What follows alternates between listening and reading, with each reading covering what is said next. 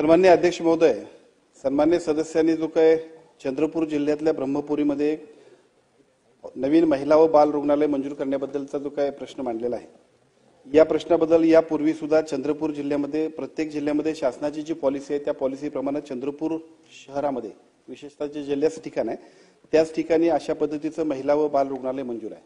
तथापि इथं एकूणच पेशंटचा फ्लो ज्यादा आहे आणि साहजिकच लोकप्रतिनिधींची मागणी आहे, त्याबद्दलच्या बृहत आराखड्यामधल्या आवश्यक त्या सूचना आणि त्या पद्धतीचा प्रस्ताव आल्यानंतर आम्ही निश्चितपणे त्याच्यावरती कारवाई करू। आता दुसरा मुद्दा जो आहे तो दुसरा मुद्दा आहे की ज्याच्यासाठी सातत्याने आमच्या आमदार साहेबांचा आग्रह असतो, तो हिंगणघाटच्या बद्दल आपल्याशी बोलल्याप्रमाणे त्याच्याबद्दलची बैठक 1-2 दिवसात आपण घेऊ आणि सकारात्मक आपल्याला अपेक्षित असणाऱ्या हिंगणघाटच्यासाठी सुद्धा निधीची उपलब्धता करू।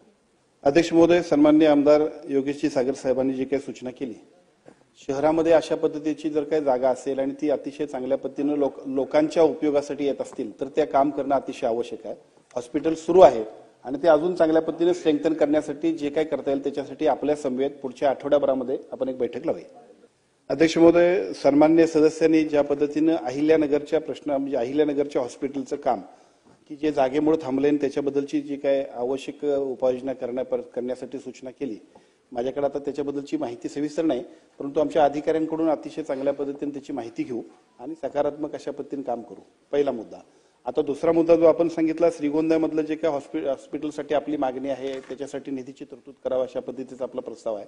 खरं तर राज्यात सगळीकडेच एका बाजूला अगोदरची आस्थापना, नंतर आम्ही मंजूर केलेल्या सगळ्यांसाठीच्या फंड्सची आवश्यकता आणि आता आपण सगळेजण नवीन निवडून आलेले लोक, सगळे आम्ही जुने लोकप्रतिनिधी, आपण सगळेजण सुद्धा आपल्या आपल्या ठिकाणी अशा पद्धतीची हॉस्पिटल उभा करावीत अशासाठी आग्रही आहोत। या सगळ्यासाठी आग्रही आहोत। आम्ही एक बृहत आराखडा तयार केला आहे आणि प्रायोरिटी बेसवर, म्हणजे बऱ्याच ठिकाणी असं झालं की काही ठिकाणी 50% इमारत बांधून झाली, 50ची 100 केली तर ती खूप बरं होईल, म्हणजे वेळेत ती आस्थापना आपल्याला उपयोगाला येईल।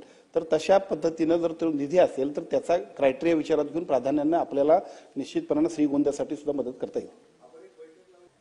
अध्यक्ष महोदय, सन्मान्य आमदार साहेबांनी जी काही सूचना केली आरे कॉलनीतल्या हॉस्पिटलच्या संदर्भात, खरं तर या विषयाची मला हा विषय नवी एकदमच आल्यामुळे माहिती नाही, परंतु बैठकी ज्या लावायच्या आहेत 1-2 बैठकींसाठी मी आता सांगितलं त्या पद्धतीने आपण लावू। आणि मला असं वाटतं की आरोग्य विभागाची जागा असेल तर आरोग्य विभागाने का करू नये, शहरातल्या सगळ्या लोकांना सुद्धा आमच्या यंत्रणेनं चांगल्या पद्धतीने सेवा द्याव्यात, यासाठी तुमच्या सूचनेप्रमाणे आम्ही निश्चितपणे काम करू। बाळ, फ्रीजमधून श्रीखंड काढ ना। आम्ही पूर्वी घरीच बनवायचो श्रीखंड, त्याची चवच वेगळी होती। आता काय सगळं रेडीमेड। आजी, हे श्रीखंड खाऊन बघ।